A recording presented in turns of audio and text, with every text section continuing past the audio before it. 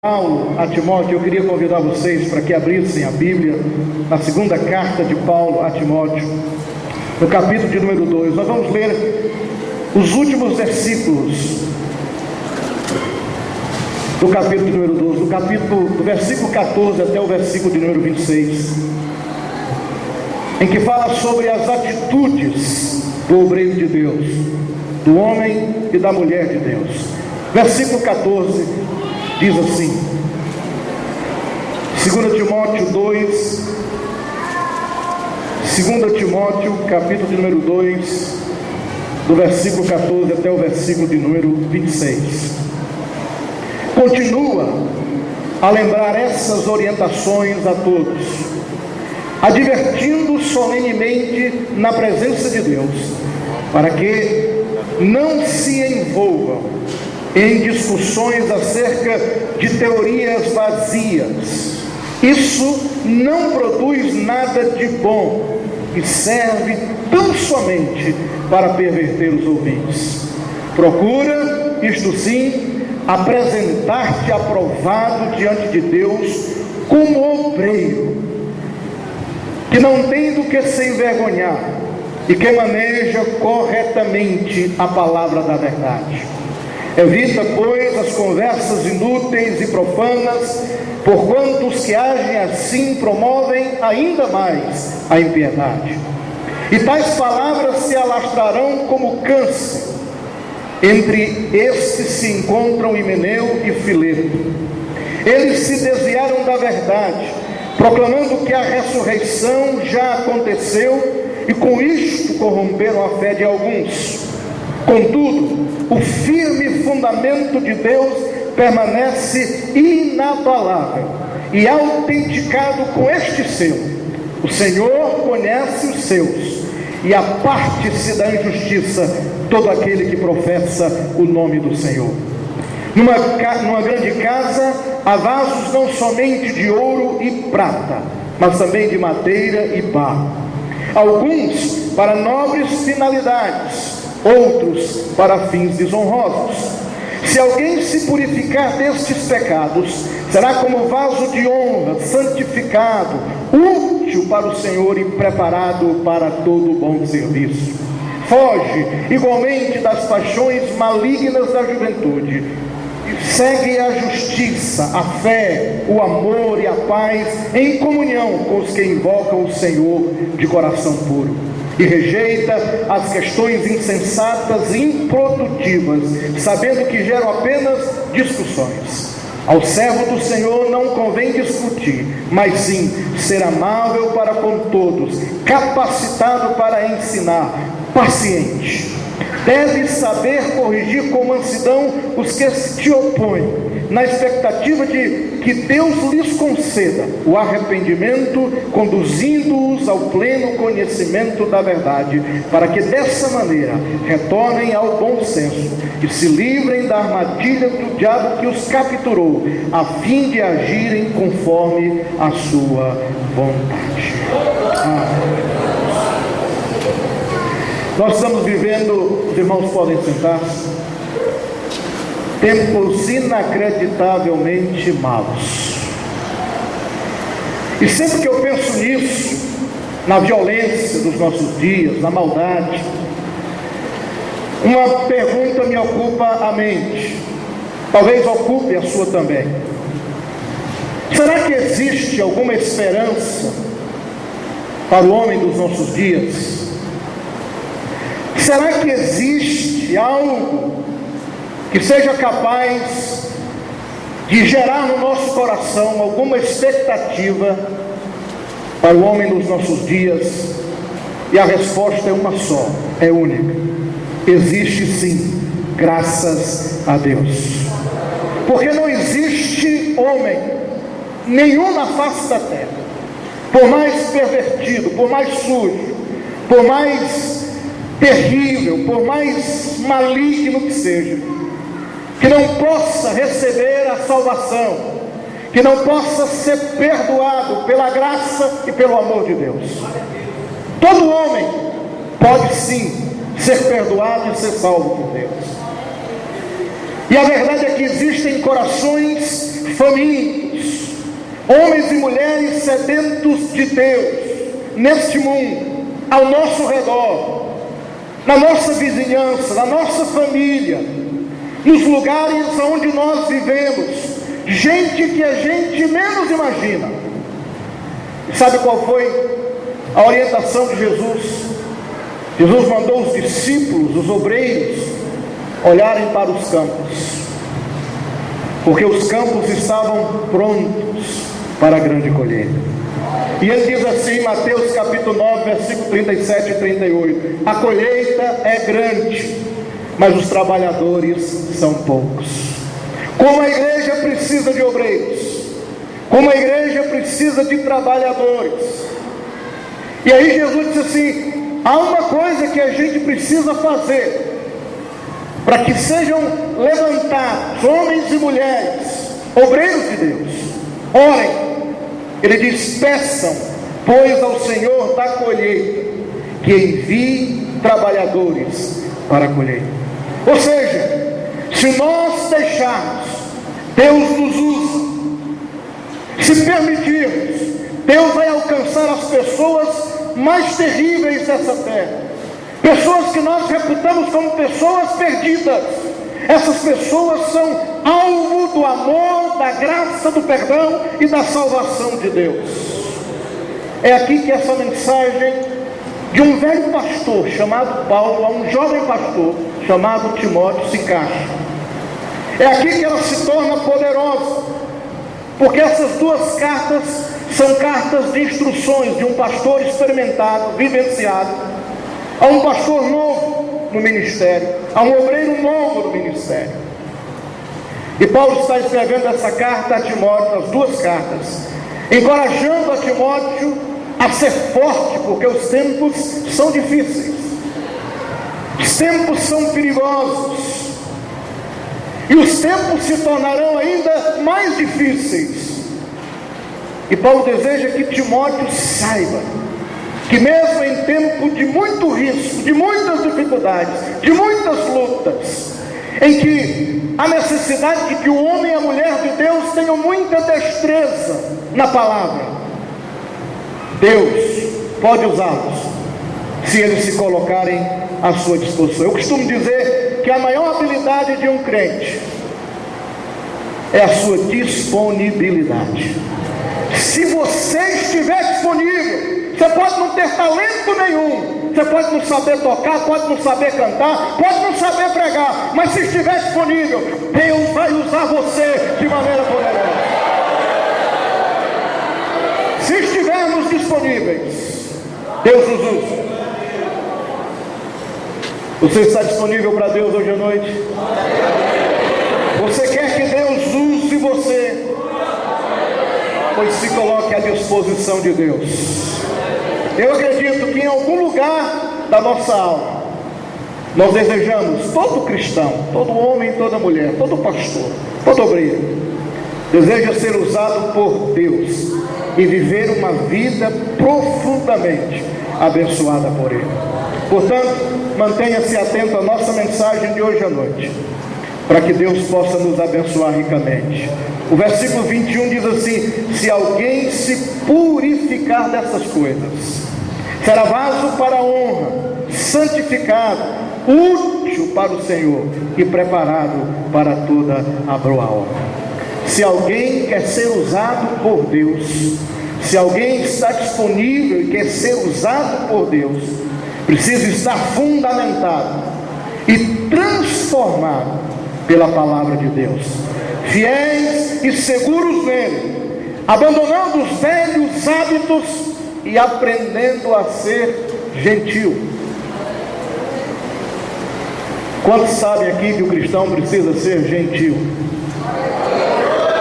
Que o crente precisa ser gentil, porque o nosso mundo é um mundo de rudeza, de crueldade, e o mundo está precisando de gente gentil, de pessoas que sejam educadas, de pessoas que tenham bom trato, que tenham boa linguagem. Mas vamos ver aqui quais são os 4 princípios que Paulo ensina a Timóteo e que deseja nos ensinar também, para que a gente seja obreiros, para que sejamos obreiros, que Deus possa usar. Primeiro, Paulo fala que nós precisamos estar fundamentados na palavra de Deus. Aí no versículo 14 até o versículo de número 18. E se você quiser entender o que é que Paulo está dizendo aqui, você precisa colocar os seus olhos no que ele diz aqui no versículo de número 15. Ele diz assim: procura isto sim, apresentar-te aprovado diante de Deus. Tem muita gente querendo ser aprovado diante dos homens, mas o obreiro precisa ser aprovado diante de Deus, porque Deus é que é o Senhor da igreja, Ele é que é o Senhor da obra, Ele é que sustenta a igreja com o seu braço forte, Ele é que dá direção à sua igreja. Por isso, quem tem que nos aprovar em primeiro lugar é o Senhor. Quando o Senhor nos chama porque Ele conhece o nosso coração. Se a gente quer ser usado por Deus como obreiros aprovados, então a primeira coisa que a gente precisa fazer é não se envergonhar da palavra e sabê-la manejar com propriedade. Saber manusear a palavra de Deus. A palavra obreiros aprovados, no original, traz a ideia de artesão habilidoso. Outro dia eu estava no gabinete, numa reunião com alguns pastores, e o irmão trouxe para mim uma talha. Você sabe o que é talha, não sabe? Um negócio feito de madeira, com desenhos. Quem vai aqui para...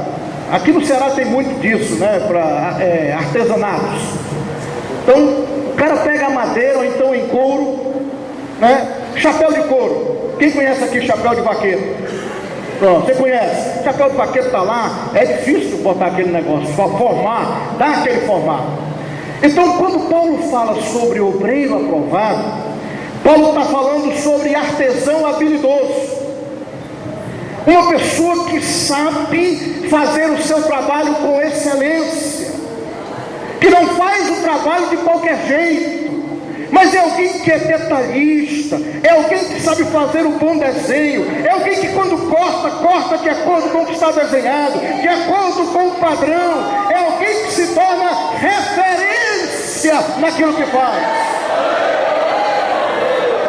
Quando você pensa num pregador, quando você pensa num pastor, você pensa em quem? Pronto, essa pessoa que você está pensando é um obreiro aprovado, porque ele é como um habilidoso artesão, alguém que sabe como manejar as ferramentas, alguém que sabe como manusear a palavra, como manejar a palavra de Deus. Um obreiro, para ser aprovado, ele precisa ter cuidado como ele lida com a palavra de Deus, manejar bem a palavra de Deus. Essa palavra no original, eu não sei se na apostila tem no grego aí, ortomeo, significa cortar em linha reta. É você passar um traço e cortar em linha reta, não sair nem para a direita nem para a esquerda. O obreiro aprovado é aquele que segue de acordo com a palavra de Deus, não se desvia nem para a direita nem para a esquerda, ele corta corretamente, sem desvios, ele ensina a palavra de Deus com correção. O maior perigo, irmão, vocês sabiam que esse lugar aqui tem poder?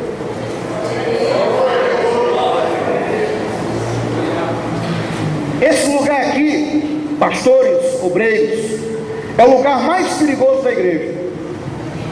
É esse aqui.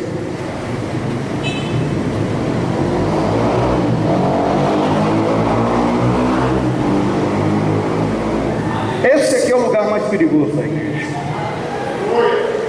Porque aqui, quem está aqui pode errar o corte. e fazer milhares de vidas se desviarem, se afastarem. Por isso que a coisa mais difícil no ministério não deve ser honesto, ser correto, ser justo, ser gentil, ser bondoso. Porque isso qualquer pessoa, mesmo aqueles que não conhecem a palavra, pode ser. Qualquer pessoa pode ser honesto. Qualquer cidadão pode ser correto, justo dentro das normas, da lei que a sociedade criou.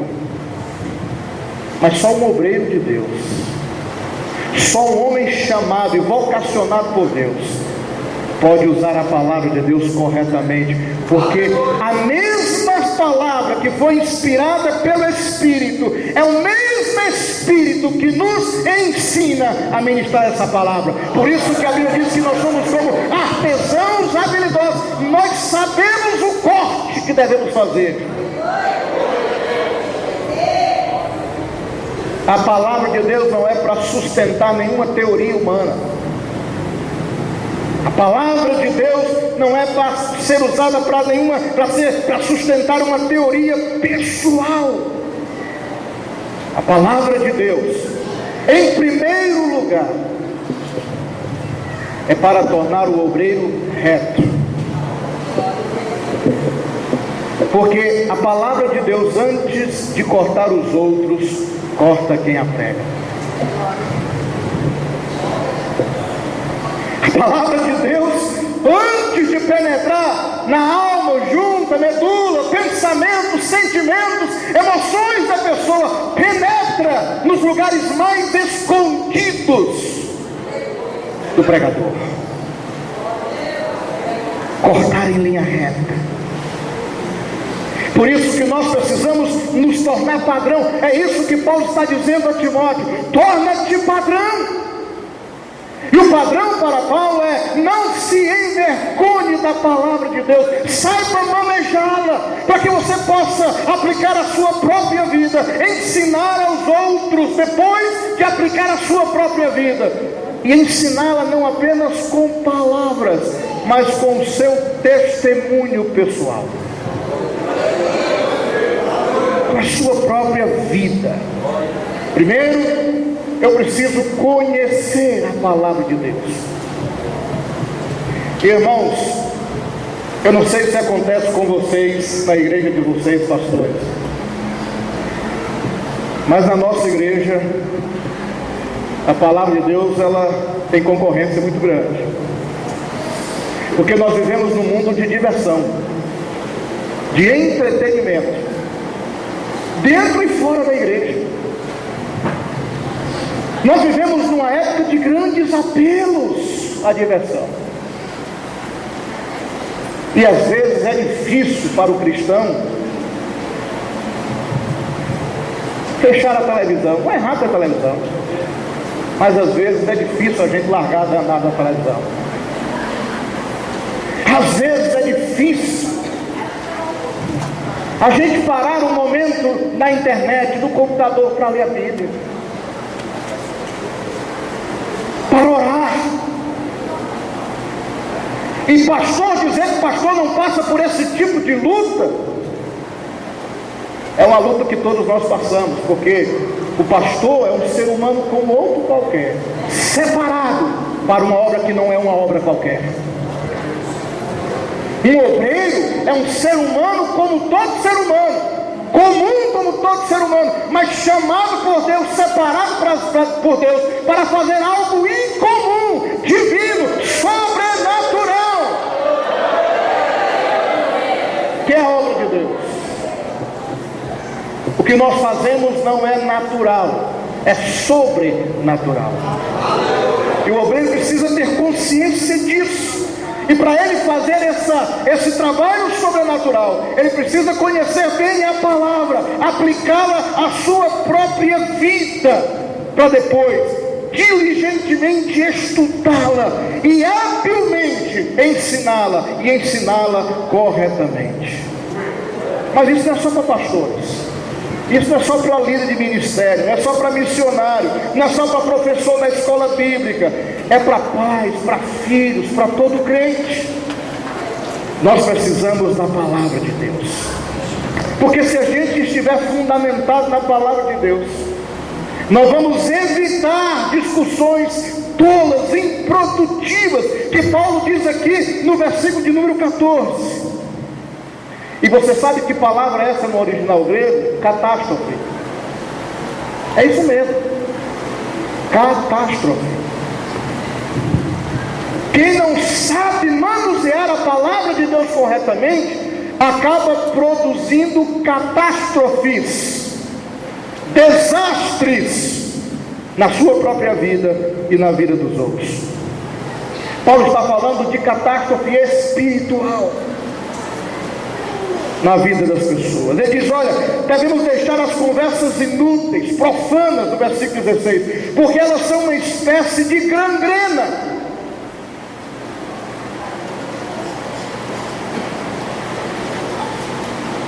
Eu estava dizendo para o pastor Rogério que nós na Gileade nós somos 46 igrejas, eu acredito. Ele estava me falando aqui da quantidade de igrejas independentes, autônomas, 24, mas que não são da mesma denominação. Nós lá somos da mesma denominação, somos igrejas autônomas, mas da mesma denominação. E é muito difícil. É muito difícil. Cada um com a sua cabeça, cada um com o seu jeito, cada um com a sua maneira de administrar. Por isso eu quero dar os parabéns a vocês por estarem promovendo essa convenção, por se unirem, juntarem o coração de vocês, a fé de vocês, o entusiasmo de vocês, e se reunirem numa convenção, porque é isso que Deus quer. Que a igreja se una,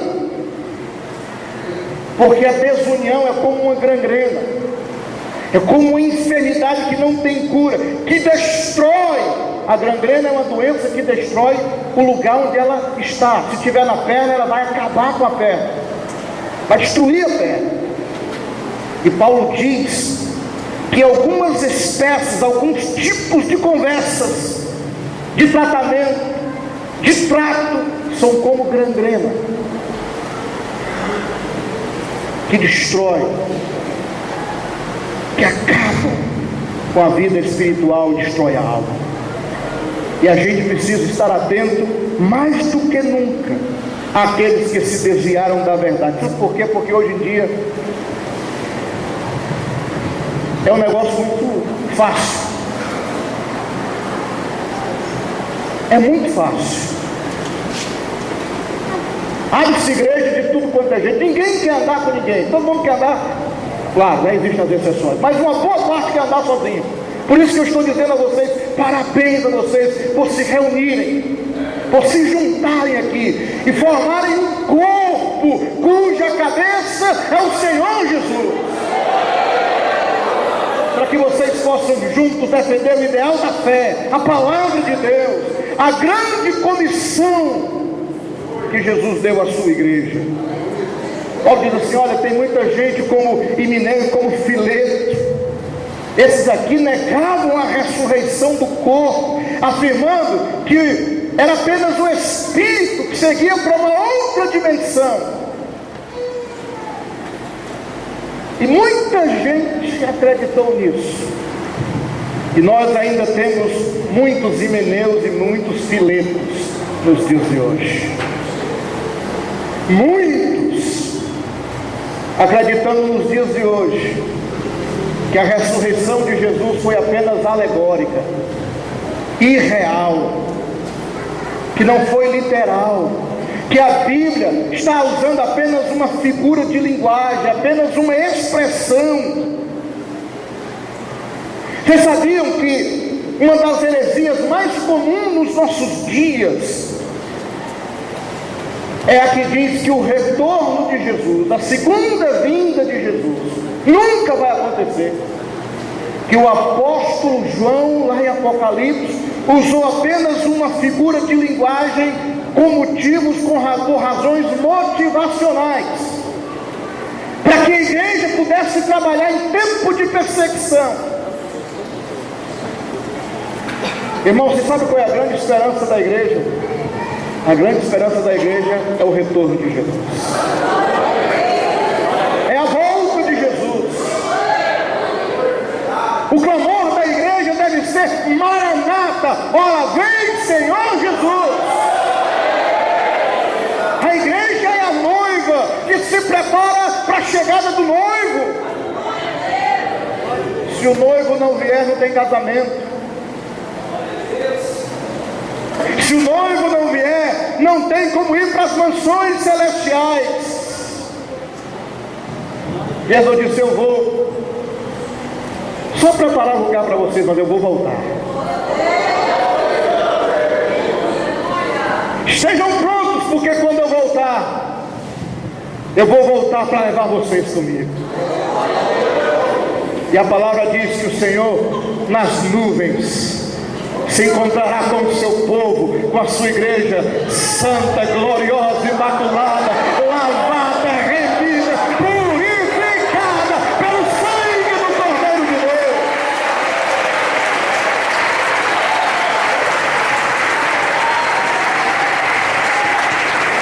Por isso a necessidade de, como obreiros e pastores, sermos diligentes na palavra de Deus.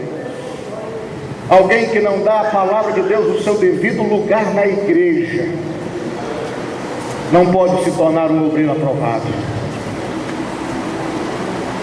Porque colocar a Bíblia, a palavra de Deus no seu lugar, é dar a ela, é estabelecer o mais alto padrão de temor e respeito a Deus. Deixa eu seguir adiante. A segunda coisa que Paulo diz a Timóteo está no versículo de número 19.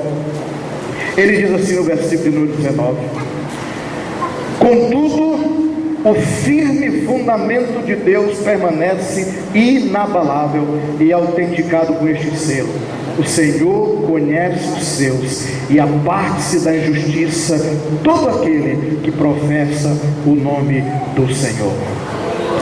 Nós estamos vivendo em dias de grande confusão moral, espiritual, cultural. Ninguém sabe o que é o que. Novos padrões estão sendo estabelecidos.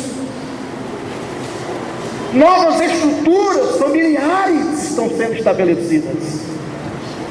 E esse é um desafio para a igreja, para os pastores. Como é que a gente lida com esses tempos? Em que pessoas do mesmo sexo, por exemplo, podem manter uma união estável. Como é que a igreja se comporta diante disso? Em que os valores da Bíblia, da palavra de Deus, estão sendo negados. Em que as verdades fundamentais, absolutas da palavra de Deus, em que a igreja está fundamentada. Nós chegamos até aqui hoje, nesse dia, por causa da palavra de Deus, pelo ensino dos apóstolos. Como é que a palavra de Deus nessa sociedade está sendo questionada?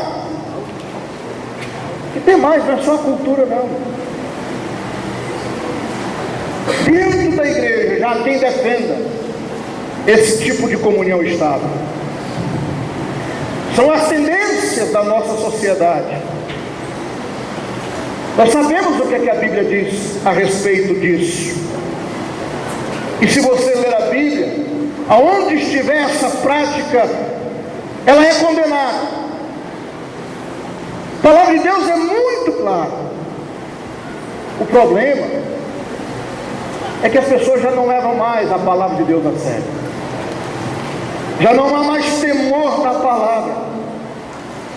O problema é que os seguidores de Himeneu e Fileto estão espalhados pelo mundo inteiro. Eles se dizem cristãos, afirmam seguir ao Senhor, se autoproclamam fiéis às práticas da fé, mas por suas palavras e por seus atos negam a própria verdade que afirmam defender. O que esse versículo nos lembra é que a igreja não pertence a nós, ela pertence a Deus. E se há uma coisa que Deus ama, é ver a sua igreja amada pelos seus pastores e ver a sua igreja amando os seus pastores. Deus se agrada disso.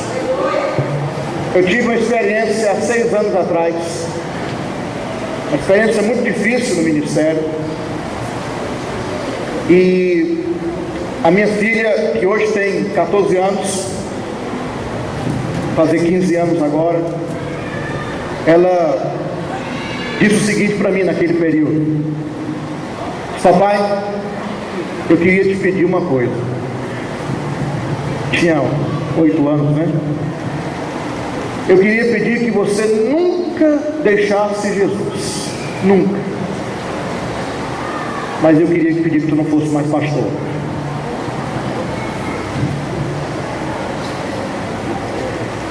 Papai não vai mais ser pastor, não. Porque tu não mereces isso que estão dizendo contra ti. Minha filha tinha 8 anos. Eu confesso para vocês que nesse período eu pensei em abandonar o ministério para atender o pedido da minha filha. Eu fui, não sei se o pastor Rogério se lembra, eu fui professor de inglês durante muitos anos, e eu estava pensando em voltar ao magistério. E aí eu recebi uma ligação, uma comunicação de um grande amigo meu, que foi meu pastor, é meu pastor, continua sendo meu pastor, lá nos Estados Unidos, pastor Ray Tucker. E ele disse: Carlos, eu vou ao Brasil, vou visitar você. E ele veio ao Brasil, e 2 coisas aconteceram comigo. Quando aquele homem de 83 anos, hoje ele tem 83 anos, ele passa 6 meses por ano no Quênia, numa cidade chamada Eldoret, abandonando, deixando, melhor dizendo, o conforto da sua casa, a sua igreja. Ele entregou a igreja para um pastor, e ele passa 3 meses no primeiro semestre e 3 meses no segundo semestre, treinando obreiros e pastores na cidade de Eldoret. Ele tem um centro de treinamento internacional para pastores, lá no Quênia. Ele construiu uma casa, comprou um terreno, construiu uma casa lá no Quênia. E ele tem 40 quartos, onde ele coloca esses pastores que vêm de todas as regiões da África. E ele conseguiu o reconhecimento da ONU. E o curso que ele dá lá, quando ele gradua, quando ele forma os obreiros, é reconhecido pela ONU. Eles podem ensinar em qualquer lugar do mundo. Eles passam 3 meses, depois voltam para suas casas, muito longe. E ele dá todos os dias café da manhã, almoço, janta e dormida.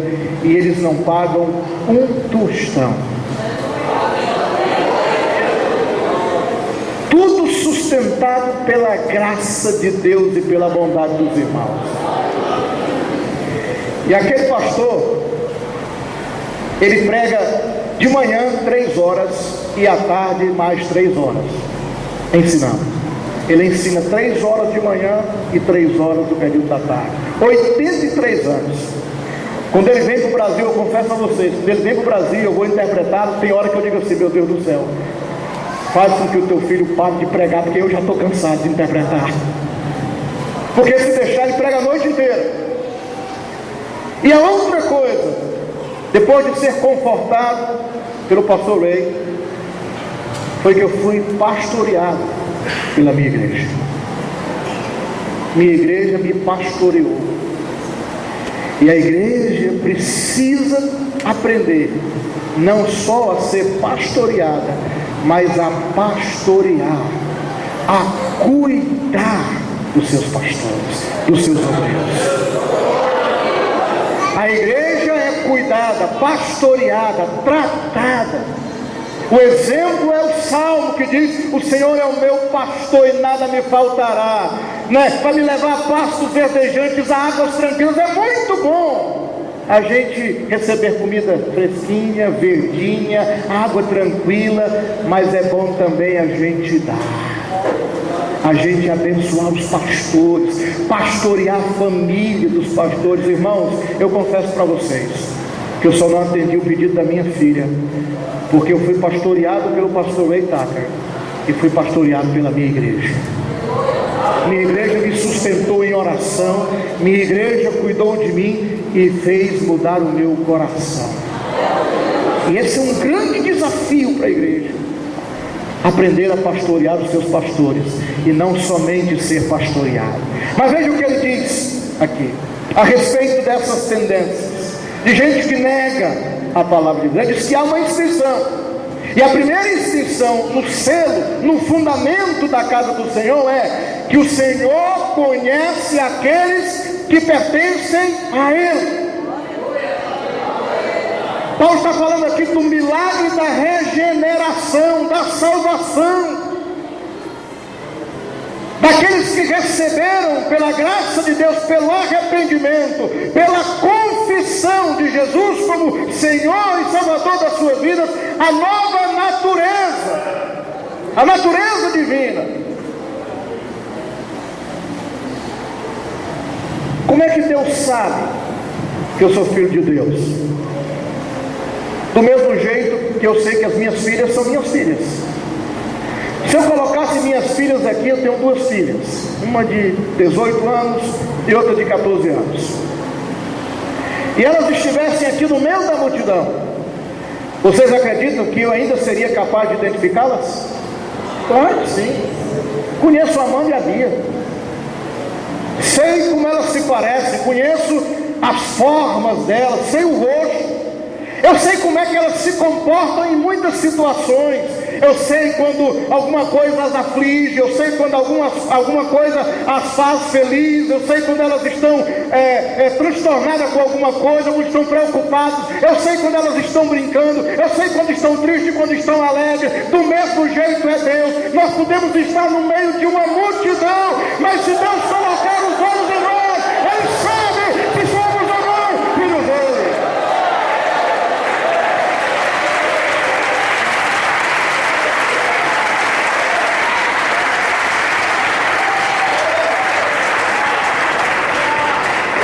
Segunda inscrição diz assim: aparte-se da iniquidade todo aquele que confessa ao Senhor, ou o nome do Senhor. Na primeira, ele diz que a igreja é propriedade de Deus, que Deus conhece que são seus, Deus conhece a sua igreja, que ela é protegida por Ele. E na segunda, Paulo está fazendo um apelo aos crentes, aos obreiros, que esse aqui é um teste infalível para você saber quem é e quem não é filho de Deus. Porque um filho de Deus pode pecar, porque a Bíblia diz que todos pecaram, que nós somos pecadores remidos. A igreja é um lugar de pecadores que foram lavados e purificados pelo sangue de Jesus. Nós estamos sendo aperfeiçoados, nós estamos sendo trabalhados. A palavra de Deus é como um martelo que vai formando em nós o caráter, dando os contornos da pessoa de Jesus. Dizem que Michelangelo pegou uma pedra de mármore que vários artesãos já tinham tentado construir uma obra-prima e não tinham conseguido. Leonardo da Vinci, perdão. E ele disse: eu vou aceitar o desafio de transformar essa pedra cheia de buracos, cheia de imperfeições, numa obra de arte. E dizem que ele sentou lá na sua cadeira E ele foi aos poucos. Vocês já viram um artesão trabalhando? Ele pega um cinzel e vai com o martelo.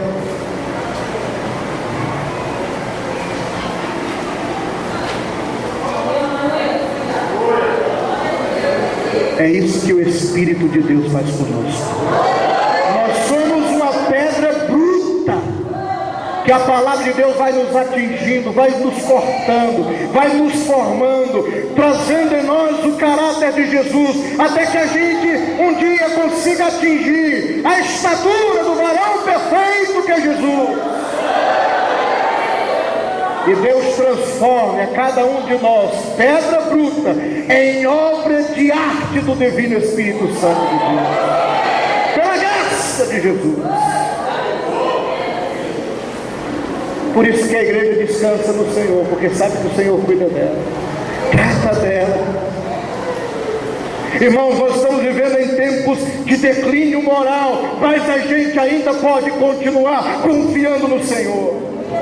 Nós estamos vivendo em tempos em que abundam os falsos profetas. Ainda assim a igreja pode continuar acreditando. Nós estamos vivendo em tempos perigosos, mas nós podemos confiar. Nós estamos vivendo em tempos de incerteza sobre o futuro, mas nós ainda podemos confiar. Nós estamos preocupados com a segurança pessoal dos nossos filhos, mas nós ainda podemos confiar. Nós estamos preocupados se a igreja vai permanecer e sobreviver. Eu vos digo, podem confiar. Em tempo de desesperança, perseguição, tentação, maldade, nós podemos confiar em Deus.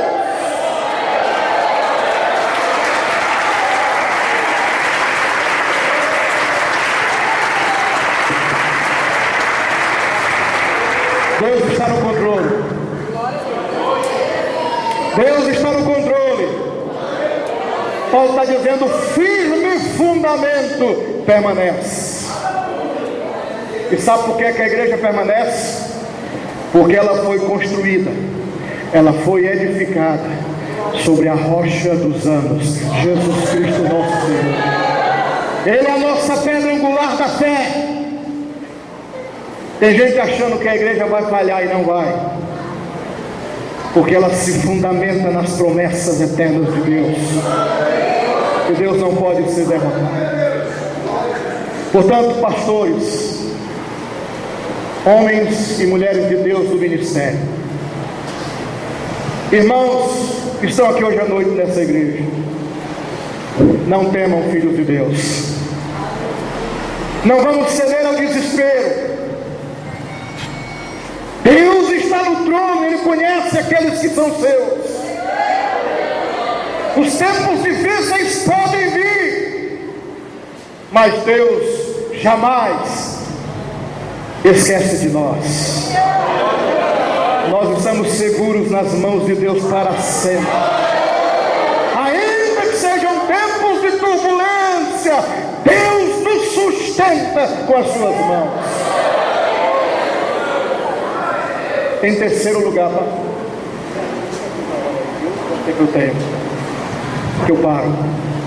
Ele diz que nós devemos nos purificar de uma vida pecaminosa. Aí no versículo 20 e 22, Paulo diz que numa casa grande existem vasos, muitos vasos. Alguns são vasos de honra, outros são vasos de desonra. E a gente pode chamar a igreja de uma grande casa.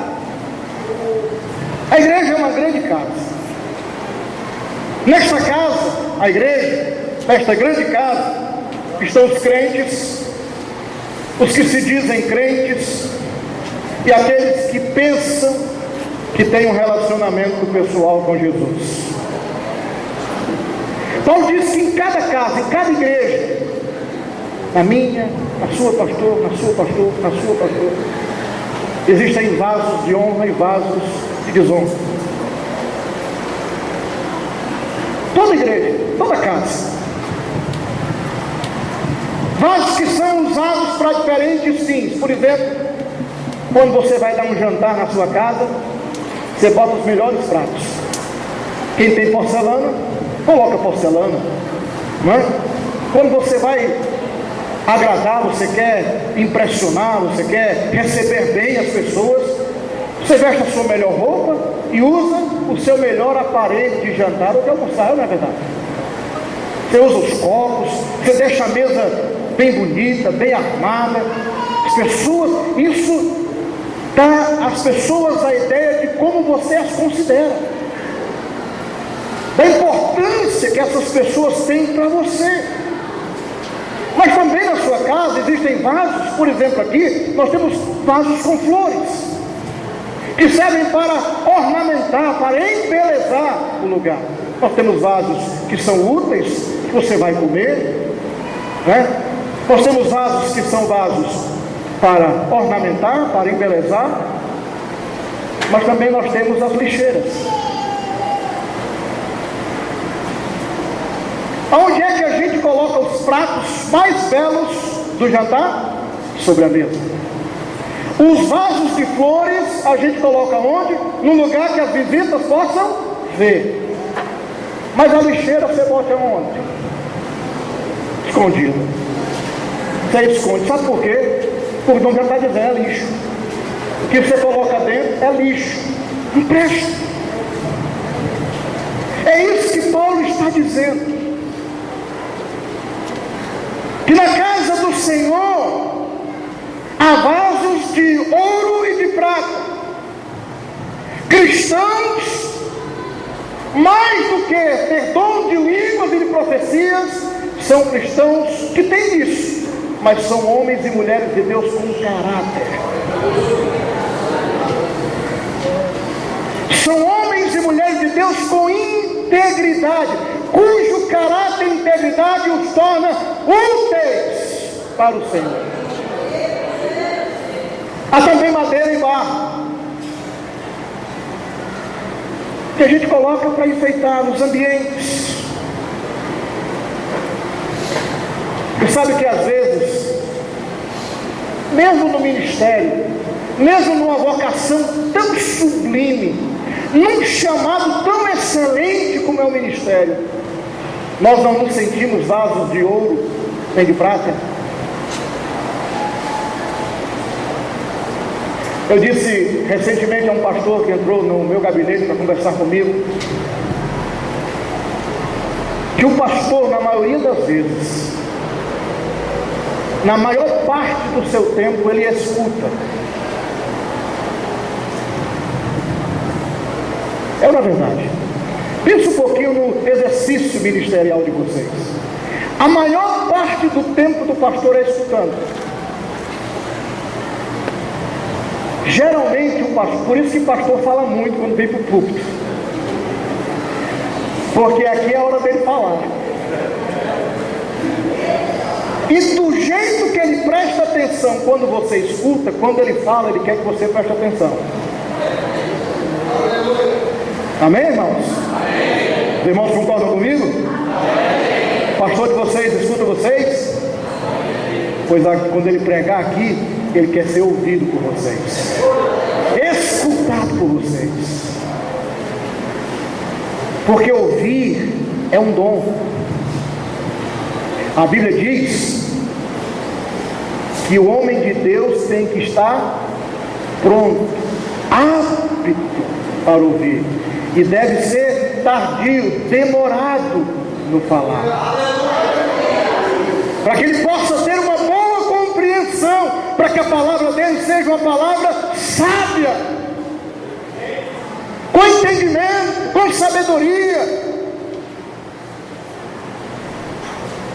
Agora ninguém precisa ficar se sentindo lixeira dentro da igreja. Deus não nos chamou para ser lixeira, Deus nos chamou para ser vasos de honra, vasos para a glória de Deus. É verdade que nós somos vasos de barro, nós somos vasos de barro nas mãos do oleiro.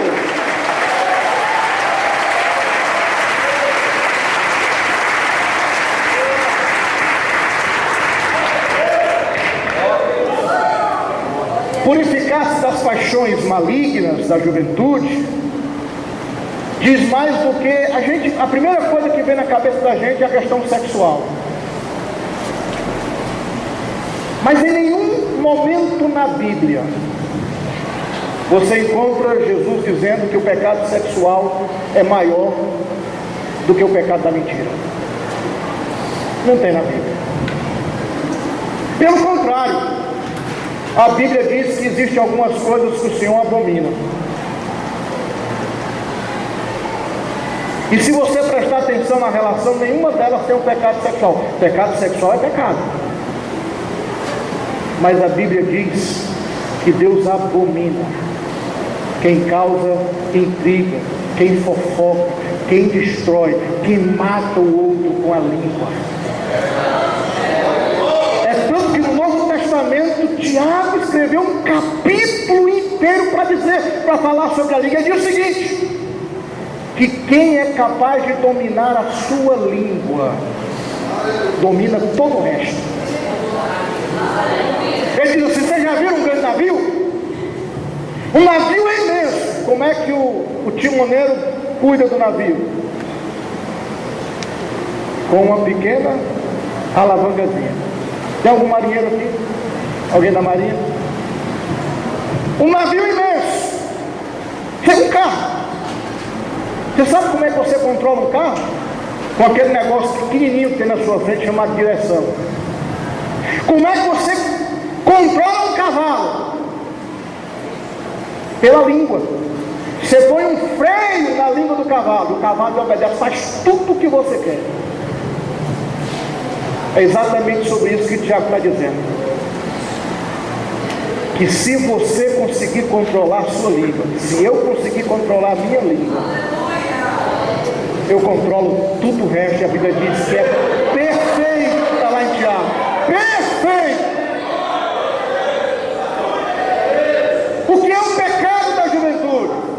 É tudo aquilo que pode trazer ira, arrogância, orgulho, inveja, desrespeito, ingratidão, falsidade, presunção, calúnia, soberba, crueldade, etc, etc, etc.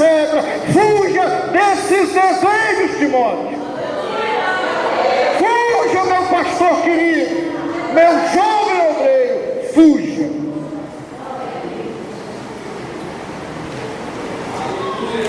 A Bíblia estabelece novos conceitos. Ela diz: para a gente encontrar a justiça divina, nós precisamos abandonar a justiça pessoal.